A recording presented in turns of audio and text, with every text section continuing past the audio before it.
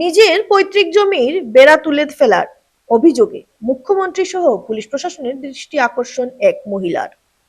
শিলচর সহ সংলগ্ন তোপখানা দ্বিতীয় খণ্ড এলাকার গুলজার আলী মজুমদারের মায়ের কবরস্থান থাকা জায়গাটিতে বারবার বেড়া দেওয়া সত্ত্বেও কে বা কাহারা বারবার এই বেড়াটি তুলে ফেলে দেয়। তাই গুলজার আলী মজুমদারের একমাত্র কন্যা রিনা বেগম বরভুইয়া সংবাদ মাধ্যমকে জানান, বারবার এমন ঘটনা ঘটার পরও আবারও তিনি এই জায়গাটি বেড়া দিয়েছেন। এখনো যদি আবার এই বেড়াটি তুলে ফেলা হয় তাহলে তিনি আইনের আশ্রয় নেবেন বলে জানান।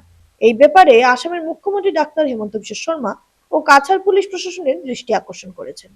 আমার বাবা গুলেজর আলী মজুমদার, এখানে হলো কবরস্থান। আমার বাবার মা এখানে কবর দেওয়া হয়েছে।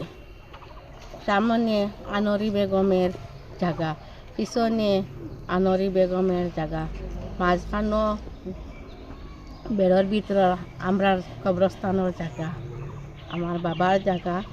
এখানে কে বা কাহারা আমার বেড় তারা উড়াই দেয়। আমি বিগত 2-3 বার বেড় বেড়া দিয়া রাখছি। এখন যদি আমার বেড় বেড়া উড়ে, আমি আইনের আশ্রয় লইমু এবং হিমন্ত শর্মার কাছে আমার অনুরোধ রইল এবং পুলিশ প্রশাসনের কাছে আমার অনুরোধ রইল।